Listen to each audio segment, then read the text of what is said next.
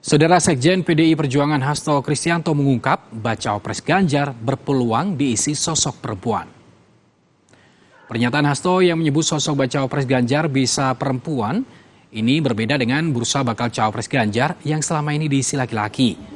Soal apakah Bacawapres Ganjar akan diumumkan saat Rakernas PDIP, Hasto menyebut masih menunggu momentum. Rakernas PDIP akan digelar selama 3 hari mulai 29 Oktober. Hasto menyebut pembahasan strategi pemenangan Pilpres akan dilakukan pada hari ketiga. Depan Indonesia yang akan diusung oleh Pak Ganjar dan Master X-nya, dan kemudian juga bisa Mrs. X, gitu, bisa Miss X, gitu kan. Berarti masih ada kemungkinan cawapresnya sosok perempuan Nah, juga jadi ya? ya kan kita perempuan itu kan jalan peradaban kalau kita lihat.